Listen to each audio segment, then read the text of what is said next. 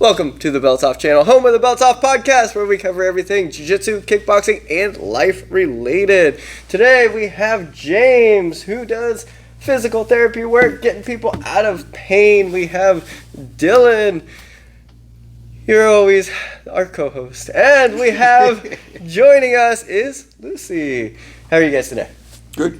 Everybody good? All right, so let's go into a couple things that have popped up in previous podcasts. Dylan's brother has a reoccurring dislocating shoulder. You gotta go play then. Yeah, he pops it out all the time. Last time he popped it out, it came out in his sleep. So he woke up, called me. He's like, "Yeah, I'm driving to the ER. My shoulder's popped out." How did he jack it up? Boxing. Boxing. The first time, yeah. Overextended it? I think so, yeah.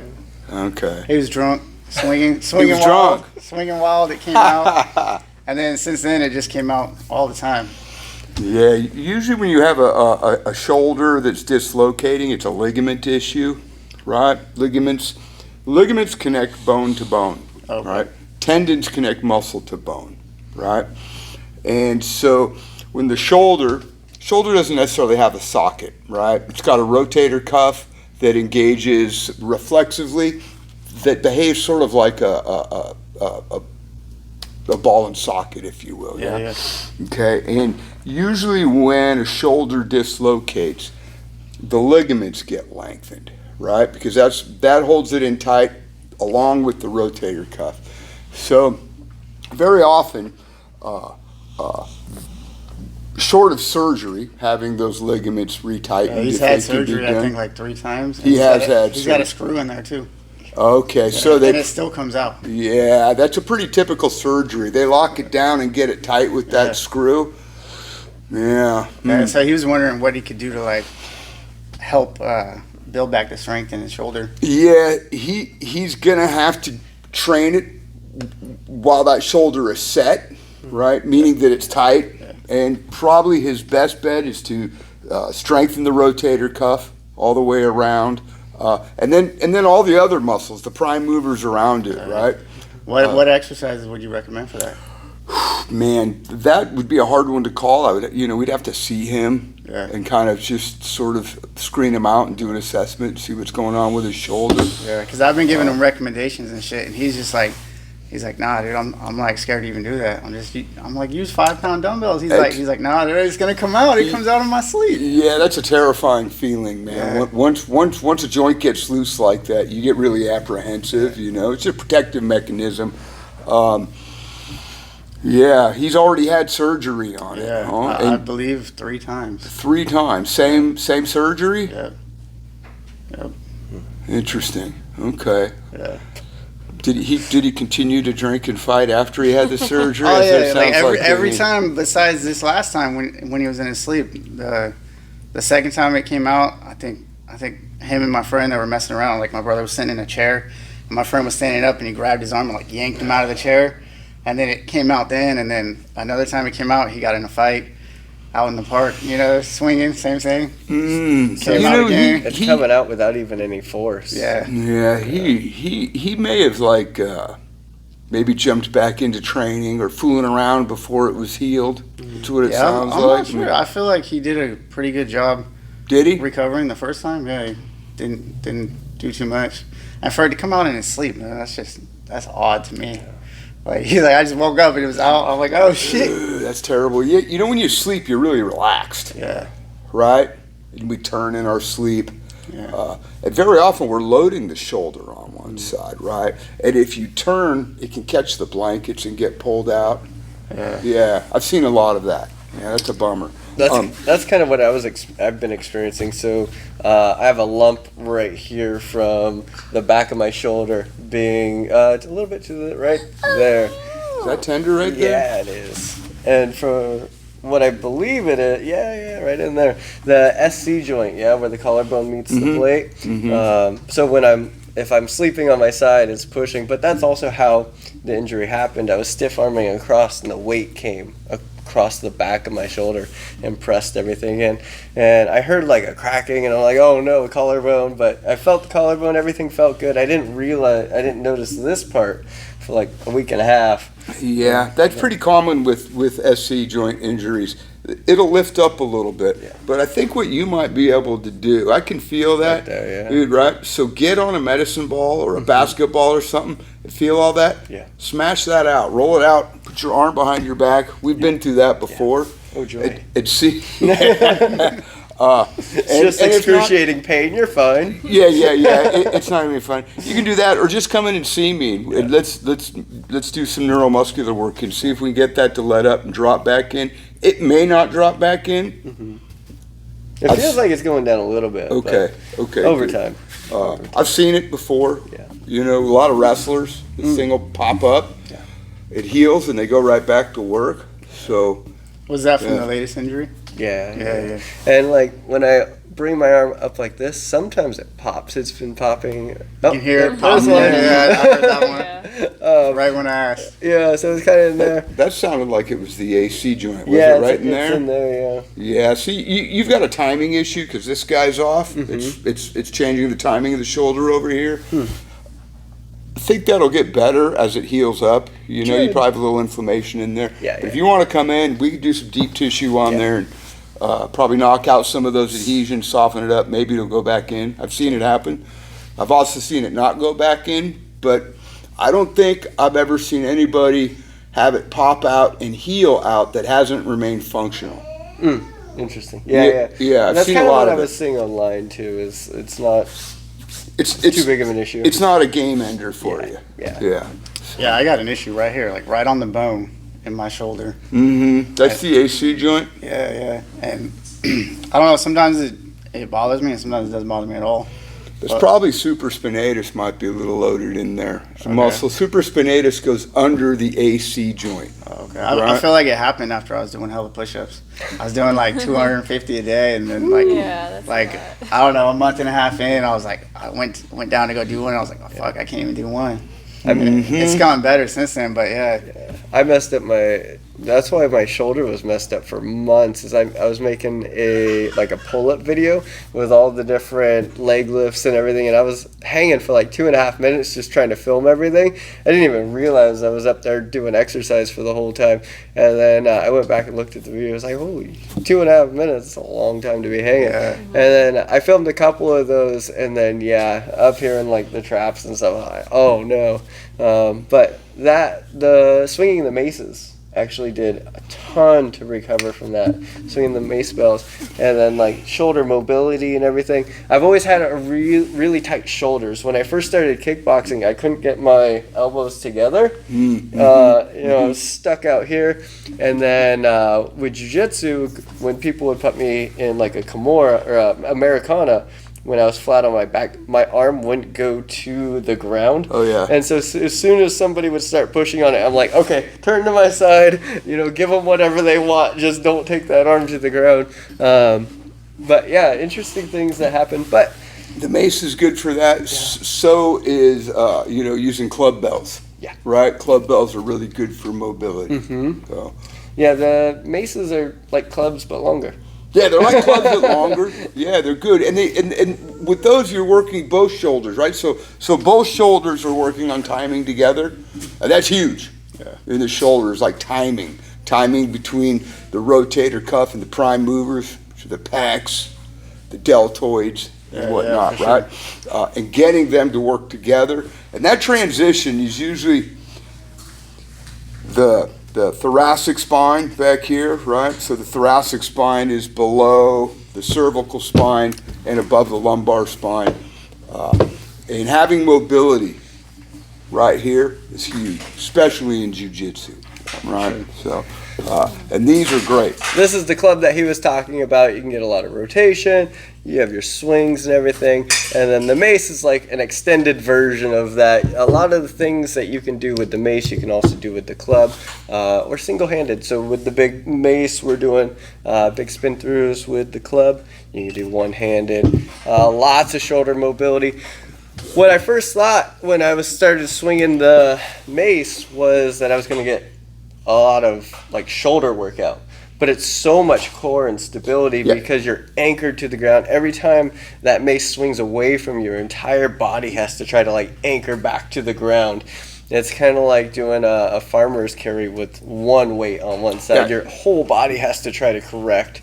That's another thing, a little pet peeve of mine. If you're doing farmer's carries with 2 equally weighted kettlebells, it's a symmetrical workout. Yeah, where if you load one side, your whole body's trying to compensate rather than just heavy walking. You're countering that weight on the other side. Yeah. Right? Yeah, it's really good for you. It's good to do asymmetrical workouts, right? I've been doing tons of them. One side versus the other. It's good to do. It's like squats versus lunges, right? Lunges, you have a staggered step, and one leg is working in extension, and the other is working in flexion, right? So the core is working in 2 directions, right? Same with carrying a kettlebell on one side, right? You got the core loading in one direction on the other side, and then another direction on the other side. And you can really see how off base a lot of people are. One side's more dominant than the other, even when it comes to just a simple lunge, right? On one side, they'll go down and almost touch the floor. On another one, they're going down and their knees a foot off the ground, but they don't notice that there's even any difference.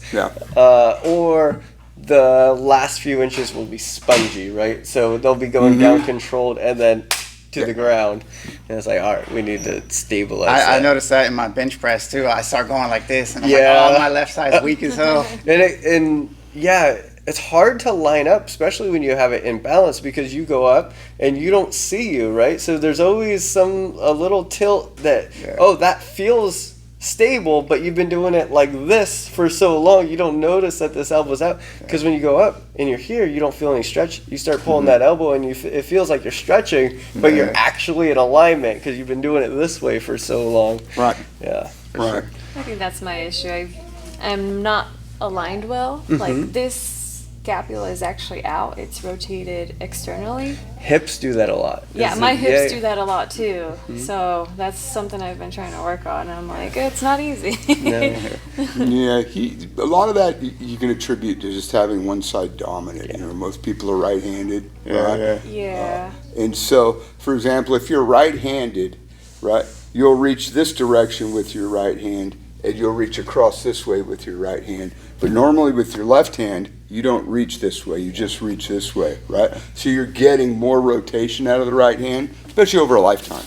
Driving and everything, right? If you drive one-handed, my hand's always on the left side so you can turn, or you always make, the right hand turns, but you never go across here and pull across, so it's very similar. And if you're driving for extended periods of time, it seems silly, but that's how I started driving hours. With this hand. Until you had the manual, and then it was like, okay, now I'm used to this hand. So, left hand comes across if you're manual, because that's how I learned how to drive also, was a manual. And then you get lazy and it's just one hand on it. And if you just drink out of the bottle with your right hand, one-handed that's a problem too. One that I always seem to end up with. One-handed hammer fist. There's a curl with every drink, right? Exactly. Only 12 ounces though. We need to get beer weights. Beer weight, exactly. There you go. For the IPA championship. But always good to work your body. It's good to work symmetrically, but it's also good to work asymmetrically, right? Very often, if you're having a hard time bench press, say you're benching, and you're canted to one side or the other, it's good to switch to maybe dumbbells, right? And then lift your legs and eggshell while you're doing them. Right? And then focus on keeping them normal. And your body and your core will make the adjustment. Because I notice I do that too when I curl, like with barbells. Same thing, like when it starts getting weak, my right side takes over. So then I started just doing single dumbbells. And that's the most important when you start getting to the fatigue point, right? Because now you're really loading your other side, and your other one's not doing that last little bit to failure. It's all right here.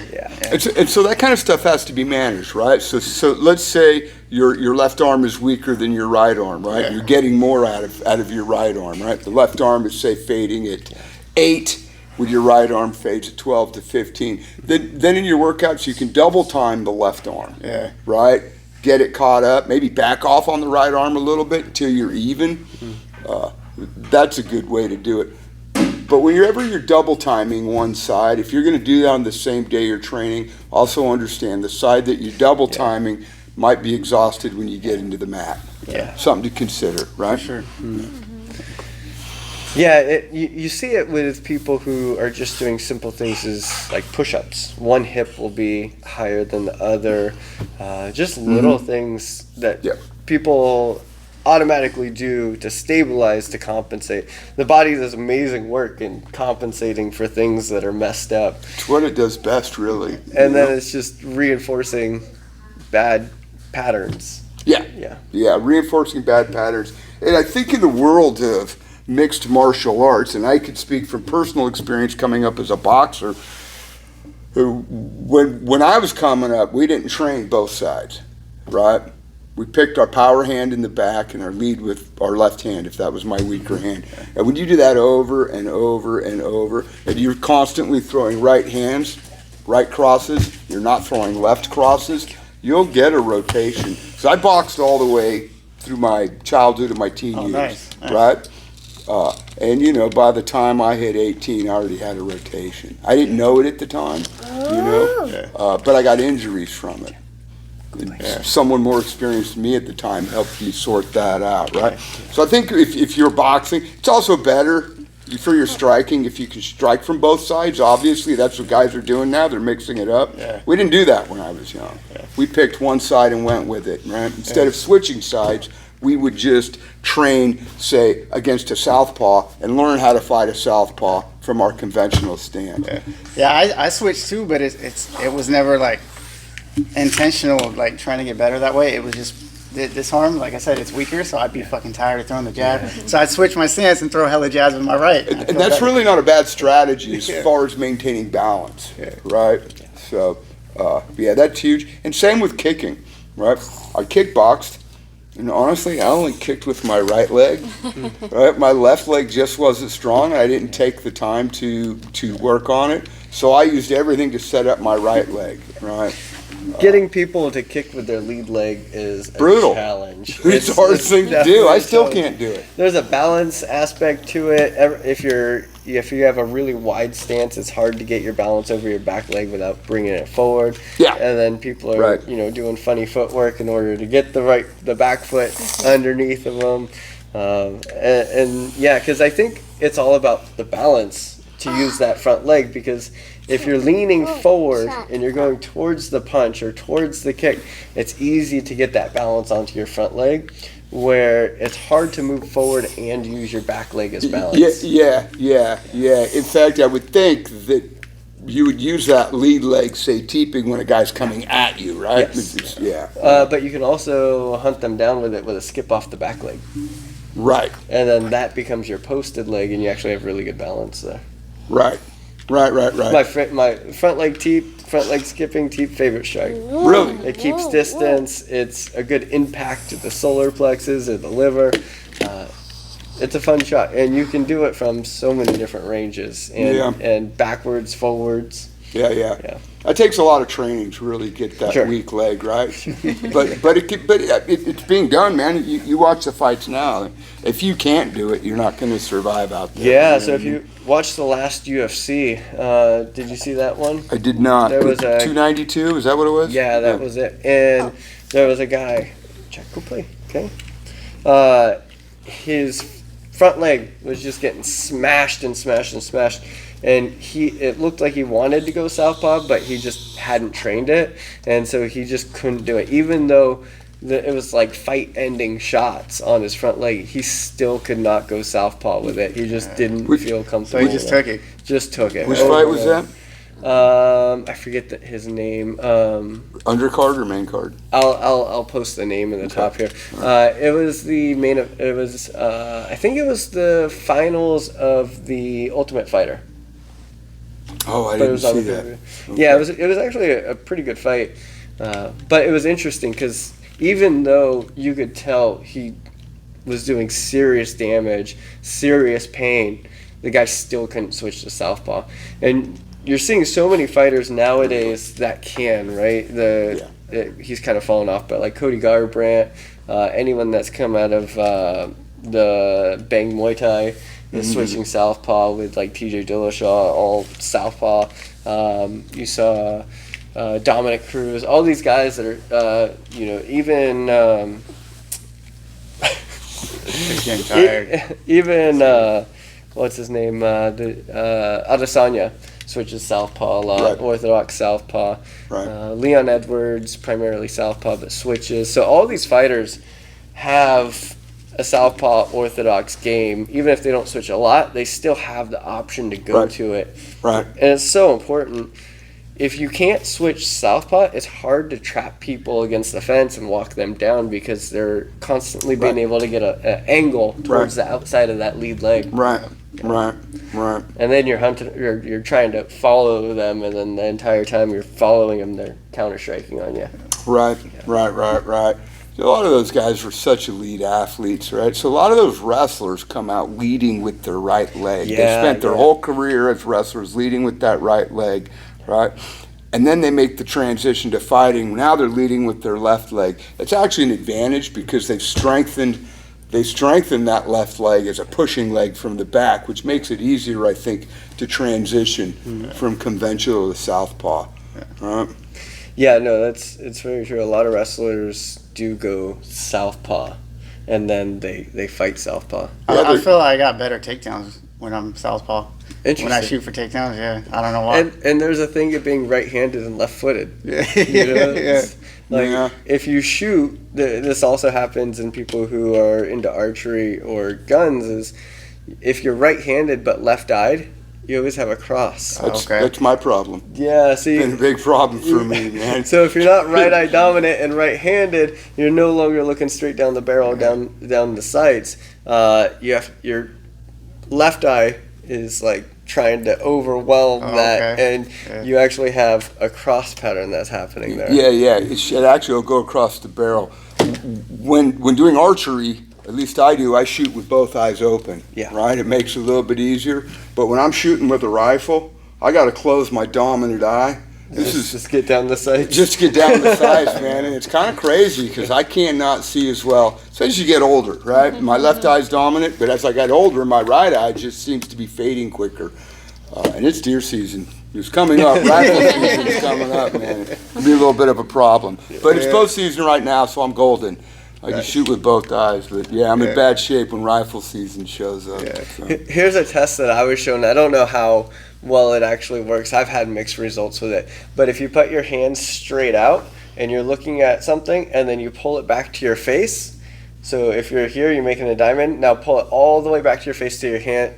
See your left eye dominant. Yeah. Because right hand, left eye dominant. You automatically go to the eye that is more dominant. Okay. Yeah, you can do that with a toilet paper roll too. Interesting. It's narrower. You can right. So what you do is you look through both eyes with a toilet paper roll. Then you close one and you close the other, and whichever one is lined up with the toilet paper roll is your dominant, right? Okay. So if I hold it up and look through it, I could see it perfect with my left eye. When I close my right eye, I'm looking into the side of that Your toilet body's paper. already going to compensate whether it's on the left side or right side of your nose, so that's going to be the dominant eye. So do you feel that's why I'm better or feel more comfortable shooting takedowns from Southpaw? It's probably a stability out of your hip. Because in order to shoot a takedown, you got to drop down into a deep lunge. And when you're dropping down into a deep lunge, whatever side you feel more stable on is the side that you're going to gravitate towards. So just like we were talking about those walking lunges, right? Some people have like a soft spot in that last 2 or 3 inches. Well, you're not going to be shooting on that side if you feel stable going all the way down on your other leg. And you'll crash that knee, right? If that knee doesn't go down with full motor control, when you hit that penetration, right before that penetration, it's going to bam, right? That's the other thing. People don't drop their level before they shoot a takedown, especially when you first start. Now, again, a lot of the times it's because of instability. They don't feel comfortable getting into that low lunge position and then going forward. So a takedown should really look like you're going in, wrestling or jiu-jitsu. It really should go down and then forward. It's a little bit different in MMA. You're kind of coming in at an angle because you want to close the distance completely, then go down that way you don't get hit with knees and uppercuts and everything. Right. But as far as just a shot, yeah, going down and then going parallel with the ground across, and then all the energy is going forward, because if you're coming down and moving forward, you're crashing into the ground, and your energy isn't going into the other person. That's how I feel it is when I'm in regular stance, and I go down, and then when I switch stance, I feel like I close the distance better, and I can just go straight down. You'll never shoot on the side that you feel like you're crashing on. Yeah, you're always going to dominate. Go to that dominant side. Yeah. Don't you feel like wrestlers, they're making their shots usually from the clinch, right? They're already down, and you're kind of hanging on the guy, right? It's so it seems to be a shorter distance and easier to get in when you're doing it from the clinch. But when you got a guy throwing punches, and you're doing it from more distance, right? Yeah, and you kind of have to go in at an angle because you got to stay above the hips almost in order to avoid getting kicked in the face. Yeah, right. And the other thing I noticed about wrestlers is they don't because as a general rule, wrestlers don't wrestle in the street, so they don't necessarily mind banging that penetration knee off the mat. Yeah. But it seems in jiu-jitsu, I mean, though it's a mat sport, you're probably, in the realm of street fighting, I don't think you want to smash that penetration knee into the ground, right? No, typically you go like hands behind the thighs or calves, and it's like face straight into their belly button. Yeah, right, right. And you don't drop all the way down. And a lot of times in MMA, you don't see that knee hit the ground. A lot of times it's them almost spearing towards the hips to get onto the legs, and then from the legs they back them up to a fence and start working basically single legs to get them down. Very, very rarely, and you used to see it a lot more, very rarely do you actually see a blast double in the UFC or in MMA. People are just too good at stopping them. Sprawls are too good, timing's too good. Kicks in the face. Yeah, there's you have the Ben Askren knee knockout, right? Oh yeah. Just brutal because. Was that the fastest knockout too? One of. I think it's like 3 or something. It was like 9 seconds, but there's faster ones. Yeah, but that was because he shot from way too far away. I mean, they hadn't even gotten into the realm of takedowns yet, and that was a flying knee, right? Flying knee into a blast double, and you have maximum force against maximum force. Equals maximum carnage. So it was bad. So brutal. Don't shoot from too far away. If you are shooting like blast doubles and stuff, I like to get my front foot at least toe to toe with your front foot. It's better if I can get all the way through. They call it a penetration shot because you should be splitting the legs on a blast double. You shouldn't be shooting from too far away. If your feet aren't even close together, you're going to have issues because you're going to be leaning so far forward by the time you actually get to their hips that a sprawl's pretty easy. Yeah. Interesting stats. If you're competing in jiu-jitsu, blast doubles work really well at white belt, and it's one of the highest ranking takedowns at white belt. And then once you start getting into blue belt, they stop working, and you start seeing foot sweeps and single leg takedowns because people's defense is just way better. Yeah, so that blast double that a wrestler has going into jiu-jitsu works fantastic at white belt, but at blue belt and stuff, you start getting caught in guillotines and sprawls. Yeah, I can see that. Because a lot of guys who start jiu-jitsu have never wrestled before. Yeah. Right? Yeah. So it's going to take them time to pick up that. Yeah. Right? Yeah. And the first time that white belt's going against a white belt wrestler, he gets blast doubled. Yeah. There's no guillotine that's happening. Right. You're getting launched. Right.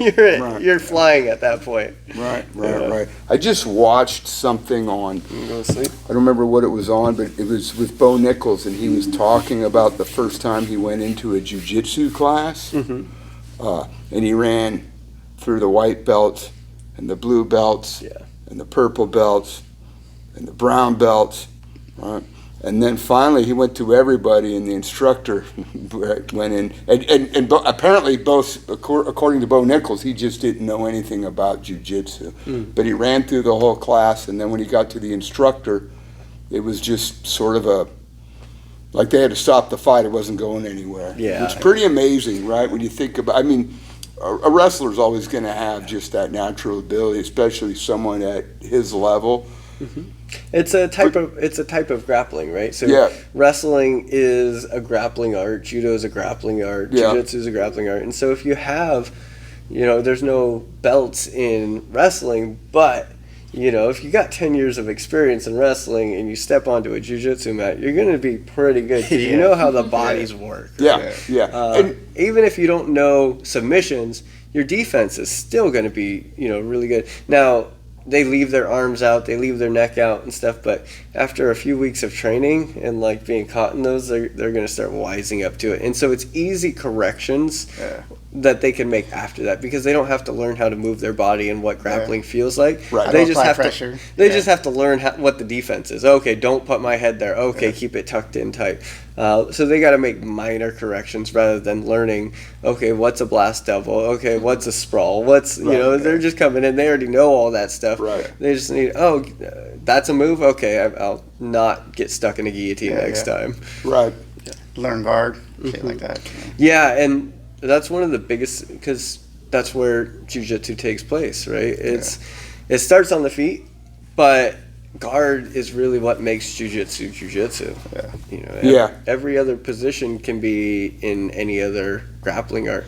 Guard is very specific. You don't have guard in wrestling, you're being pinned. Yeah. You don't have guard in judo. It's being stood back up. Even guard in MMA, you can just lock down the person and they'll stand you back up. So you don't really need a guard other than like in jiu-jitsu. Now it is beneficial. We've seen a lot of, especially early on, a lot of submissions happen from the guard, full guard, but it's less and less now that people are wising up to it. Right. When Hoist Gracie did it, he could just do basically anything to anyone because nobody knew what he was about to do. Right. And this goes into a bigger philosophy in jiu-jitsu, and I think why a lot of the blue belts leave is when you're a white belt and you're a blue belt, there's usually a technique that'll save you from something. So you're accruing a bunch of different techniques and your game's going up, and it goes through plateaus and everything. But if you've never covered techniques from bottom mount, and then you learn a hip bump, you're like, oh, great, now I know how to get out. And then somebody starts shutting down the hip bump, and you're like, okay, what else can I do to get out? Not, I need to make my hip bump better, but what can I learn to get that? Okay, I got a half guard recovery. Okay, now I got a hip bump and a half guard recovery. Oh, those two aren't working. What can I learn now? And then, you start running out of options, and then everyone's like getting frustrated because there's not another technique that your instructor's showing you. They're just saying you need to get better at that. And so many people get frustrated because learning a new technique, you can do that in a week or two. Making the technique that you know better might take months and years. And so it gets frustrating because you go from like giant leaps of like, I'm stuck. Okay, this move's working. I'm no longer stuck. And then you go against somebody who's better, and it's like, I'm stuck. That doesn't work. Oh, that doesn't work. It's not that doesn't work. It means you're messing it up. The moves in jiu-jitsu are true. They'll work every single time if done properly. So if not done absolutely exactly how they should be, with the exact amount of force and balance and everything, like, jiu-jitsu techniques don't lie. They work, and they work. What messes it up? The practitioner. Right. So the techniques are set, they're tried, they're true, they're tested. You're doing something.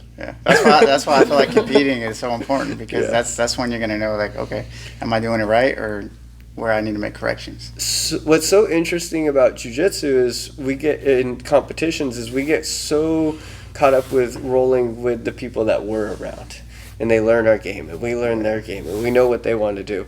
When you go to a competition, they don't care what you know or don't know or what you like to do. If they're able to put you in their game, you lost.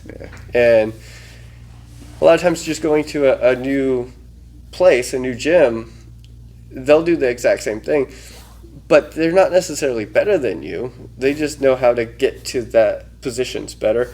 But let's say they come into your gym and then they're being tapped by everyone. It's like, well, what the heck is going on? If I go there, I'm being smashed by everyone. They're coming here, The person that's coming here is getting smashed by everyone.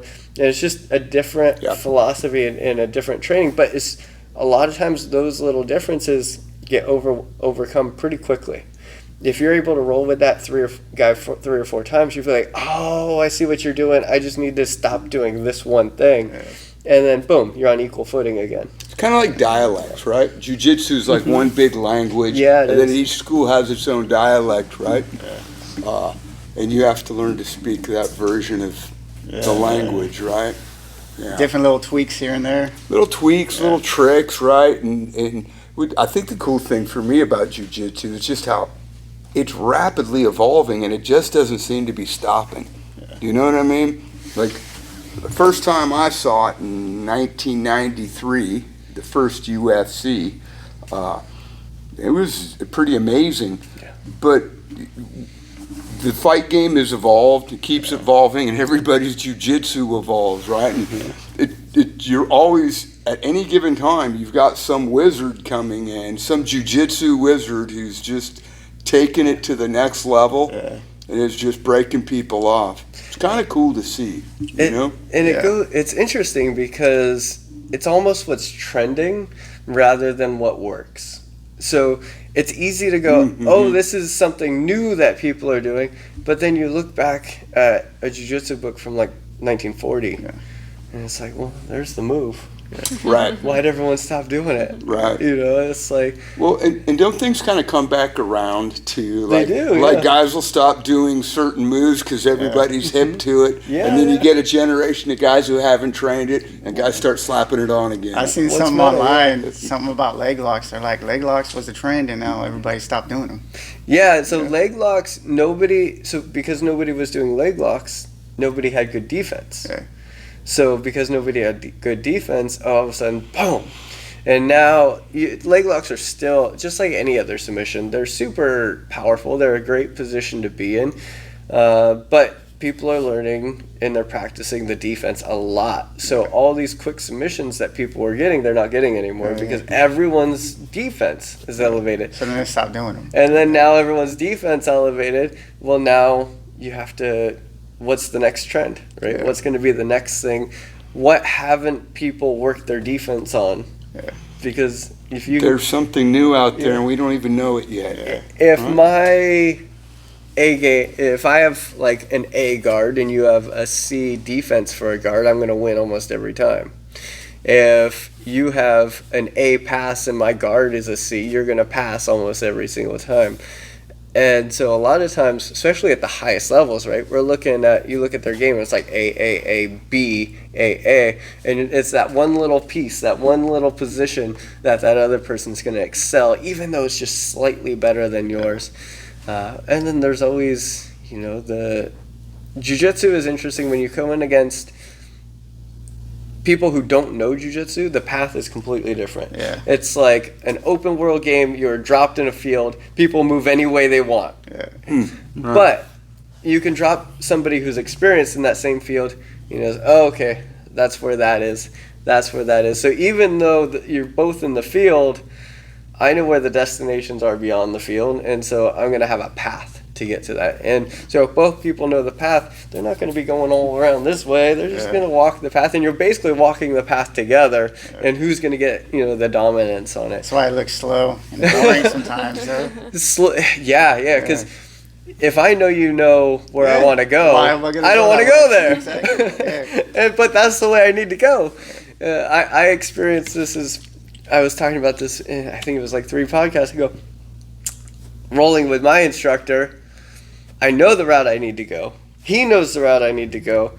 And I would always do something. So you go the opposite. I would do something stupid going like the wrong direction. Just maybe.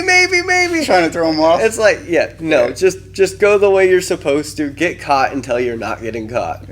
Yeah. Just keep working. Just keep slamming your head into that path until you figure out, okay, that grip needs to be better. Okay, that grip needs to be better. All right, I need more pressure here because I'm getting swept every time I put leverage on that side. But you'll never learn to make that position better if you don't go the route you're supposed to. Yeah. You can use a hammer to take down a brick wall. You just got to put in the time, right? Yeah. Right. And so you just, and if you're hitting the bricks, you're probably not going anywhere. Right. If you're chiseling at the mortar, you got... Yeah, there you go. You got to go after the mortar. That's brilliant. Yeah, interesting. Little things like that. So, jiu-jitsu injuries, kickboxing injuries. Kickboxing injuries are different than jiu-jitsu injuries. So, a lot of times it's kicking an elbow, shin-to-shin contact, southpaw's kick. Brutal. Yeah. Southpaw's kicking you in the nuts. Little things like that. Right. But less, like, reoccurring issues, I would almost say. Like, yeah.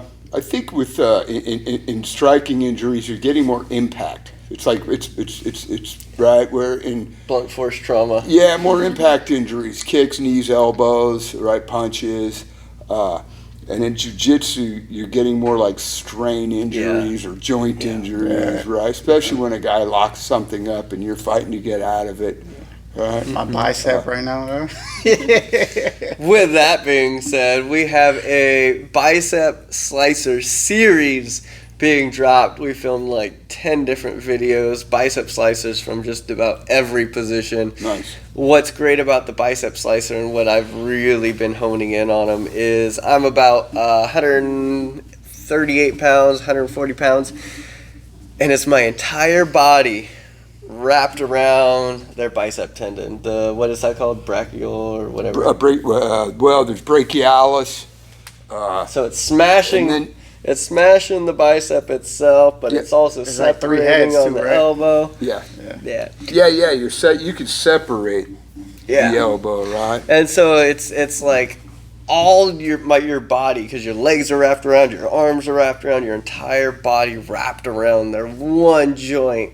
And so it equalizes a lot of things, because a lot of times we go for like arm bars and it's just like, ugh, all right, the big guy lifted me up into the air and like shakes you off, or but you get wrapped around that bicep, they're not going anywhere. They are tapping so fast, and you have a lot of severe damage that can happen if you keep squeezing.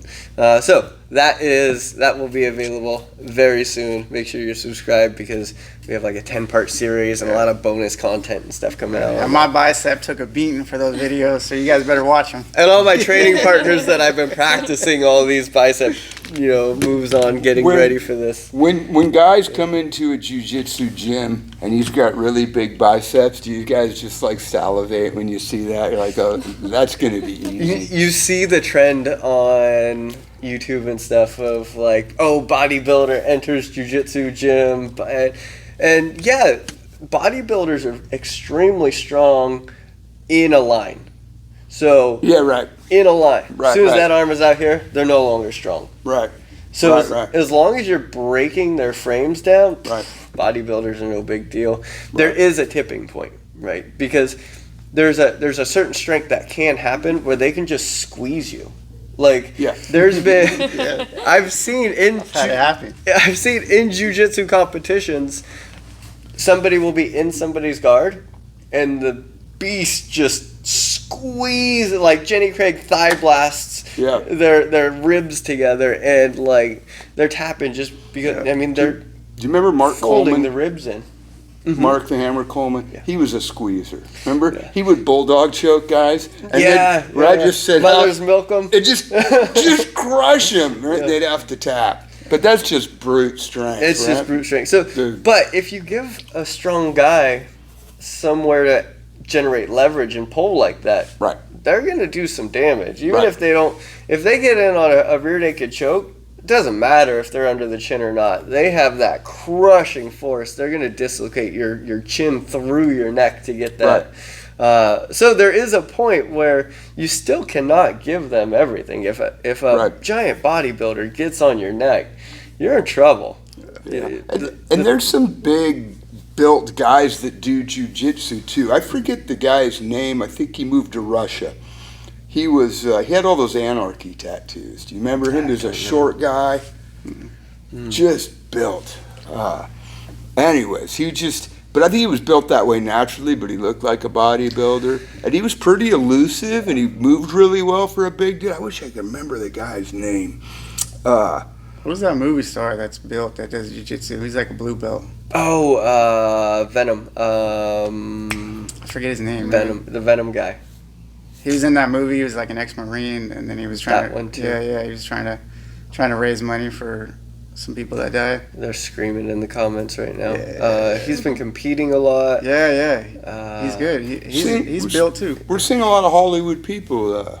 What's the Englishman that has a podcast, the long hair? Russell Brand? Yeah, didn't he just get like his purple belt in jiu-jitsu? Russell Brand's got a purple belt. Think about that. Al Bundy's got a black belt. Yeah, I see that. Yeah, Al Bundy. He's bad. I like Al Bundy. No Reservations guy. Unfortunately, he committed suicide, but I think he was a black belt also. Keanu Reeves is doing jiu-jitsu too. Yeah, I think he's a white or blue belt. Yeah. One of the biggest names that you can think of is the Facebook guy, Mark Zuckerberg. He just got his purple belt. Oh shit. Yeah. Damn. So Isn't he supposed to fight Elon Musk? I think blue belt. Just goes I think it's blue. Yeah. blue belt. I think blue belt. yeah. Blue belt. Yeah. But another guy just got their purple belt. Who was it? And then you have Ashton Kutcher is, I think, a black belt. Oh yeah, also. yeah, I forgot about him. Yeah. No kidding. Yeah. So there's a lot. He looks like a jiu-jitsu guy. He's rangy, long, right? long. Yeah. Mm-hmm. Wow. Okay. So it's definitely, jiu-jitsu's made that mainstream transition. Dude, it has permeated our culture, hasn't it? Yeah. But that's a good thing. 100%. That's a good thing, man. I think the more people and getting more women into jiu-jitsu, I think is huge, right? If I had daughters, they would be on the mat every night for sure. It's so no two important. ways about it. There's a comfort level that happens, and it's something that you have to get over because we are close in jiu-jitsu, and it's an intimate sport for sure. It is, and there's a boundary that a lot of people and women don't want to go through, but that's really the only place that you can develop the self-defense skills that actually matter for a woman, right? Is how a lot of it is playing open guard and preventing the people from getting past your legs, right? If they can't get past your hips and you're kicking them and you're sweeping them back to the ground and everything, you can run away. If you have to play guard and everything, you have defenses in place. You can frame, you can create that separation. And that's not something you can do with a standing guard. So when we're talking about like sexual assault and everything, like if you can be uncomfortable for the beginning of like your jiu-jitsu, you're going to get comfortable in it. It's inevitable. Everyone does. Right. People come into it and they're like, oh, that's like an intimate type of position, but it's not like that in the classroom, and it's just so different. So if you can get past that, you're going to build way better self-defense. You're going to be way more confident in your abilities and stuff, and if somebody won't get off you, you'll be able to get them off you. When we learn, martial arts, striking, jiu-jitsu, all these things, your no has meaning, right? If you're not able, if it's just you and the other person and you say no, your no is only as good as their morals and your ability to prevent them. Yeah, right. As good as your skills, huh? So, if you have the skills to back it up, that no is going to mean more also. They're going to know that, okay, this person trains, it's not going to be an easy type of a victim. And so it's empowering you to be able to say no and have that no mean no. And obviously it's terrible that, we have to practice self-defenses and things like that. But, the world is what the world is. And being naive and thinking things will never happen to any of us is kind of ridiculous. The other thing too is I think you get a female who trains and she finds herself in a compromising situation. If she's already been training for a while, she can get the jump on that dude, right? They can take a read, you learn to read body language. Postures, sprawls, everything. Yeah, you can get the jump on him. Like, you think there's a problem, you can smash him right now and he won't know it's coming, right? The guy's going to wake up in intensive care going, all right, should have left her alone, right? Jocko talks about it, and he says if it's a self-defense situation and we're boxing, I can run away. If it's a self-defense situation and he puts his hands on me, I Right. can no longer run away. What do I need? I need jiu-jitsu. Right. So you can run away from a fight. You can't run away from a grappling altercation. Yeah. You know, people. That's a really good point. It's like being caught in a spider web, right? Yeah. You're That's stuck. a really And good if point. you can't stand up, you can't create separation, you're in trouble. So do you need to learn how to box and kickbox for self-defense? Not necessarily. Do you need to know how to grapple? Yeah. Because if you go to the ground, if they wrap you up, you have to be able to break the clinches and create the separation. Yeah, I think of a praying mantis. You ever watch it? When Mm. they grab their food, man, they're not Right. getting away, Yeah. man. When they grab another spider or something, it's over, Yeah. right? And I think it's funny too because people say like, "Oh, jiu-jitsu, that's not a fight." Yeah. Well, right, because they always want to bring up multiple attackers and everything. But even in kickboxing, boxing, Muay Thai, whatever it is, like multiple attackers is a challenge no matter what you're doing. But, you know, we have to kind of prepare for the one-on-one situation the best that we can. And in those cases, I'm a super fan of both jiu-jitsu, kickboxing. We split our classes evenly here. Yeah. So I'm not like looking at it from a jiu-jitsu lens going, oh, that kickboxing stuff will never work, or oh, that jiu-jitsu stuff will never work. You know, for somebody who's, you know, been doing both for 10 years, I'm a jiu-jitsu brown belt and all this, but man, if I was to pick one, it would be jiu-jitsu for self-defense. Yeah, I agree. I think also, I think striking, at least in my opinion, not everybody can learn to strike, right? Like you get a class full of strikers, and fewer of those people will be the cream that floats to the top, right? Because striking, I think, you have to have a certain athletic ability to strike. Where someone who doesn't have that ability to strike, they can still grab somebody and drag them to the ground and choke them out. Like, you don't have to be a super athlete to be good at jiu-jitsu. This is exactly what you see in the UFC. If you look at the knockout ratio in the UFC, you'll see knockouts at 135, 45, 55, but they're not common. It's usually TKOs and volume. Yeah. You see submissions across the board at all weights. Smaller guys that are under that 170 mark just don't have the physical capabilities of knocking out somebody around their size or bigger. And so it's not, you know, a knock on them. It's just our framing and our bodies aren't designed to generate that amount of power. Right. And so when you talk about, oh, I'll just knock the guy out and you're 150 pounds, good luck. Like, Right. I don't care how long you've been doing, you know, look at a boxing match. Look at, you know, all the self-defense. If you look at self-defense situations in the streets, the only time somebody's actually knocked out is when the hands are down and they don't see the punch coming. But if your hands are up and you're moving, you're not going to knock somebody out, especially if they know how to flow with it. You might get that lucky shot, but if you're under 170 pounds, it's not plausible. Now, if you're 240 pounds and you've been doing kickboxing for a long time, yeah, okay, you probably have a knockout shot fairly regularly, especially on somebody who's around 150 pounds, right?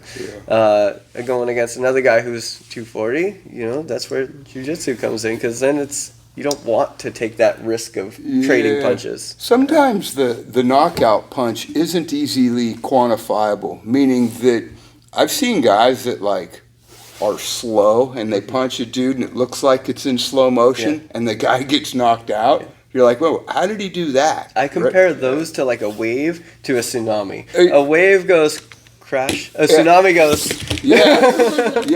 But you see guys every now and then. You'll see a guy who punches. It's like, it's slow, and he hits the guy, and the guy goes down. Right. Yeah. So it's hard to quantify what makes a good puncher. Right. Obviously, speed and power is the most important thing. Some guys have speed and no power. Right. Some guys have power and no speed. I think of the Diaz brothers who just throw volume. Right? They're just over. Right? Yeah, right. The accuracy by volume. The running joke on that is if there was no time limits, the Diaz brothers would win every fight. Yeah, they're marathon savages, right? They're hardly ever finished, right? There's very It's like few. street fighting style. If they lose, it's because of a decision. Yeah. Right. It's not that they got, knocked out. And if there was 20 more rounds, they probably would have won. Yeah, they're brawlers though. Yeah. They are. So they might lose in a 3, 4, 5 round fight, but they're probably not losing in the long run. Yeah. When I think of the Diaz brothers, when I think of losing, I don't necessarily think of beating. Right. You know what I mean? Yeah. Like they just stopped the fight before they won it. Somebody wins, somebody doesn't necessarily lose. Right. Yeah. Right. You go 0-0 on a scorecard, or 0-0 in a jiu-jitsu match. Did you really lose? Right. Right. You might have lost an advantage point or got an advantage point, but did you? Yeah. You know, I find this Chandler and McGregor fight an interesting matchup, it's fun. right? Yeah. Because they're going to complement some. I mean, one's got power, a little bit slower. The other one's super accurate, but a little less. I mean, debatably a little less power. Debatably. Chandler is just so explosive. He's kind of a wild man. He just goes for it, right? He just throws everything at 100%. It's kind of fun. And then Connor loves guys like that. Yeah, because he's got that step back left. Yeah, and those long arms. Long arms. He's got long arms. Reaching for days across it. Yeah. Long arms and great timing. Just like the OMalley knockout. Wasn't that beautiful? O'Malley's knockout and Connor's versus Aldo's was the exact same move. It was a triangle step back and cross. Yeah. One's orthodox, one's southpaw, but Connor's was harder to see. I actually had to pick it up on the reruns, where O'Malley's was just presented. He was just boom. It was just a beautiful. We had a beautiful view of his, right? Aldo's was harder to see because Aldo's had combinations behind it, and then it led up to that one. O'Malley's, Strickland, Aljamain, just you can see, there's pictures you can see in his eyes where he overcommitted, and you can see him looking at O'Malley going, "Oh no, what did I just do?" Yeah. And he was leading with his head. Yeah. Right. He was he was putting it out there. He was get probably hit, doing it to shoot. Right. He's a and got caught off. Yeah. Right. I was trying to probably back him up against the fence, and O'Malley circled off and just landed that cross. Yeah, and with Aldo, if I remember correctly, I think Connor really got under his skin because it seems like Aldo charged him, Aldo he was going in after him. And that's what the two people have in common, right? It was a counter strike. It's that fadeaway right hand. Exactly. Yeah, it's a beautiful thing to see, really. You know who else was good at that? Was Sugar Ray Leonard was good at it. Muhammad Ali was good at it.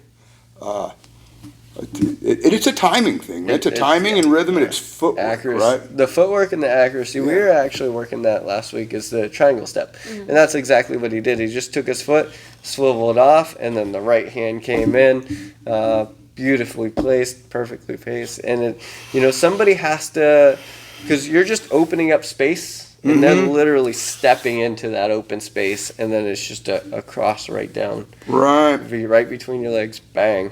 O'Malley's, him and Connor are both really pretty fighters to watch. When you're talking about striking, right? Some guys are just pretty to watch. Israel Adesanya is one of those ones. Adesanya is another one. Creative, fun fighters. Yeah, they are, and they're doing things that the normal dudes can't or ladies can't do. You know what I mean? They're gifted at a different level. It's a pleasure to watch. You know. Do you remember the fight when O'Malley fought? I think the guy he was going to fight had to back out, and they brought in this dude. Jan? Was it Jan? I don't know. The guy had a colored mohawk, and O'Malley must have punched him in the face over and over, round after round, and this guy wouldn't go down. Do you remember that fight? Mm-mm. I don't remember who it was. The dude was filling in for somebody. They pulled him out of somewhere, and man, they pulled the toughest dude. This guy had a face made of leather and bricks. O'Malley just, for 3 rounds, just beat on him and never took him out. I wanted to get back to, and Lucy said she's shy and everything, but I want to get your perspective because we were talking about, jiu-jitsu and being a woman in it. How were your feelings coming into it? I wasn't as intimidated just because I've normally worked out and in the gym setting there's a lot of male too. Yeah. But I do see that there's very intimate position. So, I mean, I just don't think of it like that, you know? Yeah, It's exactly. just a position I'm learning, and I mean, if I was in a fight in the real world, like, I'm going to be in this position Exactly. regardless, so I have to kind of get used to it. Yeah. Yeah. I think more women are getting into it. I think at the beginning, Jiu-Jitsu is intimidating for everybody, Yeah. but probably more for women, especially the guard work, right? But as we see more women, a lot of women were coming over from Brazil, right? And then we started getting more female wrestlers. I was like, oh, this is cool. We can do this. We're all adults here, right? Yeah. We use kickboxing as our gateway. Because people Yeah, right. feel comfortable coming in with kickboxing, and then they see what's happening on the jiu-jitsu, and they're like, oh, that's pretty cool. Oh, that's pretty cool. Oh, my training partner that I'm practicing with all the time actually does jiu-jitsu. Also, I'll feel comfortable doing it with them. And then all of a sudden, they're rolling with everyone pretty quickly after that and feeling good. Are you enjoying jiu-jitsu? Oh yeah, I'm definitely enjoying it. I wish I would have done it sooner. 'Cause Everyone says that. Yes, Yep. I definitely. I'm 3 months in. I'm learning a lot, and I wish I was like at your guys' level, so I could go with you guys. Because I'm like, I need to hold back because I don't know those positions yet. But I'll get there. I'll get there. You will get there. Let me tell you a really quick, funny story. I went to train at this jiu-jitsu club, and they started me out in the white belts, and I'd already been training for a while. And I'd asked the instructor if I could come and change with the advanced guys, not to beat up on him, but to get tooled myself. I wanted someone to run roughshod over me. I wanted to train up. Right? Did I tell you this story? No, but Okay. I've heard this type of story. So I go in, and the instructor was cool. He let me come in and train with like brown belts and black belts, and they all ran roughshod over me, which is what I wanted. I needed that feeling of training up. And then I was done. I was having some Gatorade, and then this female black belt came in. It was the instructor's wife, and she had just gone through and tapped out every dude that just tapped me out. It was incredibly humbling. I walked out with my head down. So you can get there, right? I've seen it. I've been victimized by it. No, there's like jiu-jitsu is fantastic because there's a skill proficiency that you can get to, and size does play a role in everything, but it's if you are better at jiu-jitsu than the other person, you can negate a lot of the size. Yeah. Right. And the better at it that you are, the better. And that's why, they say it's, the gentle art or for smaller people. No sport is for smaller people, because as soon as somebody who's on an equal playing field of skill also has the size, well, it's no longer for the small guy, right? Right. But the beautiful thing about jiu-jitsu is you can offset a ton of size with technique. So somebody who's not as skilled as you can take care of a lot of weight difference, a lot of strength issue with maneuvering and technique. So that's where it really comes in, and it's fun to play with. And it's when you're training with the right people, the big guys are almost a little intimidated by the small guys sometimes, because they're like, oh, ego check, right? Here's that little guy that is always tapping me, is always smashing me, and I got 100 pounds on him. They got to swallow their pride. So there's a little bit of ego check, and then also bigger guys like to play a slower game. And so when the little guy is moving around and making them work, they're like, oh, this is so tiring. I want to get back to my big guy smash game with the other big guy who's trying to smash me too, because it's a little slower, and then that little guy's like stiff arming and framing and doing all the things. But you can't offset a lot of size, so it's great for women, right? Like I said, I'm 140 pounds, so I'm not far off from most women. I'm right in that same bracket. And I think that's part of why we have so many women training in here, and we have so many smaller guys in here, is because I'm showing them, how I've spent the last 10 years trying to figure this puzzle out, and it's going towards you guys. There's a lot of gyms that don't have any women. There's a lot of gyms that don't have any small guys. It's like they just get smashed out. And so I like to build the culture and stuff of like, hey, it doesn't matter. You can be 100 pounds. Layla, and I don't know, she's probably 105 pounds, just something crazy. And you can see the leaps that she has done in these last few months. She's she's always been extremely timid and like, I don't want to hurt anyone type of a thing. And then she's like, I want to compete. And I was like, well, you're going to have to change a lot if you want to compete, because they are not going to take care of you like we are. You got to go. And over these last few months, man, she has really turned it on. And That's awesome. She's handling herself very well against much bigger people and technique. And it's awesome to see. I believe that women have the secret aggression that just needs to be brought out. 100%. Right? I've got sisters. I just I've got need a to learn how to use mother. it. Right. And I don't know what exactly. It has to be brought out. Sometimes it hasn't been brought out in it, but man, when it comes out, I don't know what that is. Maybe it's that mother protective thing that they, whatever it is. But I've seen it, man. Once that bubbles pops, man, women can be vicious. Oh yeah. No two ways about it, right? I've definitely had extremely difficult roles with a lot of women. There was one training partner that I had. She's a little bit bigger than me and stuff, but we started right around the same time, and we've been on a similar belt and everything path for basically the 10 years, and it's so cool being able to roll with her. And we like her technique, and it's like back and forth. You know, it'll be a couple months and we haven't seen each other, and we'll roll again, and it's like we're battling. She's going hard, I'm going hard, and it's battling. It's not like, oh, you're a woman, I got to take care of you. You know, she's straight badass. Yeah. Like if I don't watch myself, I am being smashed. I'm tapping as quickly as possible. I think that's important, man. Go out there and train with women that can put the crush on you, because it's humbling, and I think it's good for you, right? I think it's good for you. And there's definitely ways that and I'm going to word this, of training with a smaller person or a smaller, weaker person. It doesn't necessarily matter if they're a woman or a guy or whatever. You have to train with different people differently. And so if you're 350 pounds, don't atomic bomb the person, right? You can use your weight. It's an asset for you.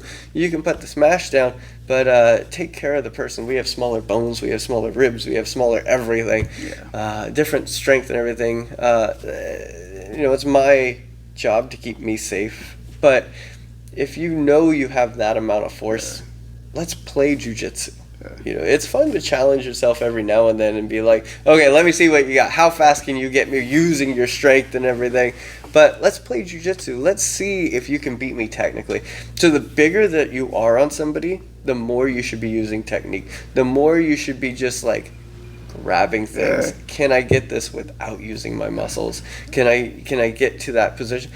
The way that I like to say it is, because like in the kids' classes, sometimes there's a pretty big difference in strength and size and everything, and you get that in the adults' class too. Pretend I'm your strength, and let's have a technique battle. That's what I like about the black belt that was here last night. And he was bigger than me. Yeah. But I wasn't feeling none of that. He knew his size, and he knew my size. He was working you with technique. It was nice. There was no smash. There was nothing happening. Exactly. He was outmaneuvering you. Yeah. And it didn't feel bad. Like at first, I was like, "Fuck, dude." and you got to see technique. Yeah. You didn't leave here going, oh man, like that really. And sometimes there's smashing and everything and to pin, but if you have me pinned and I can't move, there's no need to put more weight on top of me, right? Set me up with grips, hold me in place with grips, with technique, and if you can, right? If you can't, add a little weight, but there's little things. I can get my knees into little grooves that they can't. I can, pull my knees closer to my chest and wiggle through things that they can't. So there's differences, but being a bigger, stronger person, see if you can match them. Like, do little guy jiu-jitsu. If you're a big guy, try little guy jiu-jitsu. Try moving. Try, instead of that smash pass every time, try moving around the other person. Try getting, to different positions. Try things. Have fun with it. Jiu-Jitsu is a podcast that I follow, and he says he's like 205 pounds or something. He says a lot of his success has been from rolling with a bunch of little guys and trying to emulate what they're doing with movement. Mm-hmm. And so he's a big guy now that can move like a little guy. He's still got the ability to put the pressure on, put the smash on, but he also has the option to move. And so many big guys get stuck in just that pressure pass that they won't stand, they won't do anything. They're just, head forward and try to smash. But you're talking about Chewy? Chewy's Jiu-Jitsu. Yeah. Play that movement game. See what you can do with it. There's times where I'm rolling with somebody who's smaller and I feel myself like over gripping something. I feel like, man, they would never have this grip. Or what'll happen is they'll go for like a grip break and it was like a perfect grip break. They dropped into it and everything, and I'm just stronger, right? And it's like, I'm gonna let go. Like, that was awesome. Like, you nailed that perfectly. Now there are going to be times where I hold on to it and I'm, trying to be a little more competitive. But man, if we're just doing like regular technique drills and pop, oh man, that would have worked on so many people that didn't have that strength or size difference on you. Especially with kids, right? If a kid pops it, bang, I'm letting go. Like, that was perfect. And that's kind of what I do with a lot of the newer white belts is like, I'm going to set up blocks and I'm not going to allow you to go the wrong way. You might feel like you can go that way. It's going to feel like you're running into a wall.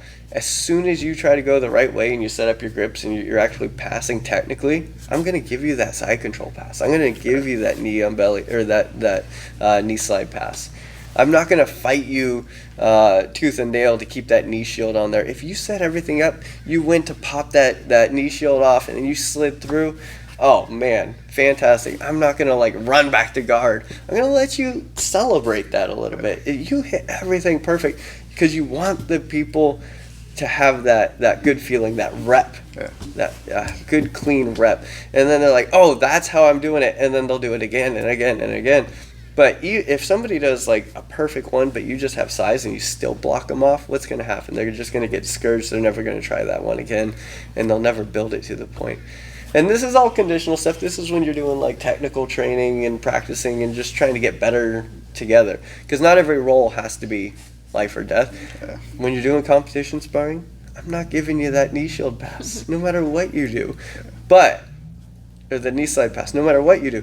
But if we're just practicing technique, flow, just let them pass. Okay, you're in top side, now I gotta work my escape, right? If I'm going for an arm bar and you do all the things, and why would I fight this? And okay, you got the arm, let's move to the next position. And this is how I do a lot of the warm-up rounds. So if you don't have like a big warm-up and you're walking into like a sparring class and everyone's just flow, right? Don't grip anything, don't muscle anything. You two should just flow for a round or two, and that'll be your warm-up. Low risk of injury because nobody's fighting tooth and nail. And then what usually happens, unfortunately, is somebody will get to like a mount position, and then the other person will go for like a trap and roll, and the other person's like, It's like, oh, come on. Now we're no longer flowing, right? If I set up a trap, you got to mount, I got a trap and roll. Let me have the trap and roll, work your guard after. Like, we're flowing, and then all of a sudden, now you got to a dominant position, well, now we're locked down, right? So you got to learn to surrender a little bit. Surrender it, Give into it, let it go, and because it's a great warm-up because you're going through all the different motions and all the muscles that you're going to be using when you're really sparring. It's good position training too, right? You get to use your brain. Yeah, use your brain instead of your body. And a lot of jiu-jitsu is learning how to use your brain instead of your body, or building that neuromuscular pathway of like through the technique. Joe Rogan says jiu-jitsu is an intellectual pursuit. 1,000%. There's so many nerds in jiu-jitsu. I thought that was a fascinating point, right? Mm-hmm. Because, I mean, it's a thinking man's game. As physical as it is, you're not going to get anywhere if you don't have, some sort of advanced thought in the form of tactics, thinking tactically, right? It's like playing chess or conducting warfare, man. You've got to think beyond what you're doing right now, but you also have to stay focused on what you're doing. It's a little bit about being in the moment and thinking about what's coming next. It's a shift. And really, it's just being able to shift back and forth in the way you think. Right? All right, guys. So, if your body is in pain, go see James. If you're local here in the Santa Rosa Rohnert Park area, He'll do wonders for you. Chapman's Body Dynamics. There you go. We have Dylan. If you're looking to lose weight, give him a little spiel on what you're doing. Yeah, I'm teaching people weight loss through macros, nutrition, fitness.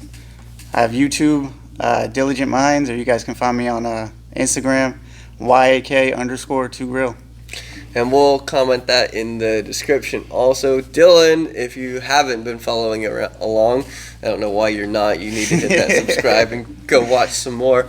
But he's lost over 100 pounds himself. Yep. So he's living. Yeah. You were 100 pounds heavier? I was 240. Dude, you look great, brother. Thank you. Really? Yeah. Wow. Good on you, man. Man, you should see pictures. Yeah. You know what? So that's sort of funny. Someone just commented on a video I made, and I was talking about, right, if you're going to hire a trainer, you got to hire someone who's been through it. Yeah. Right?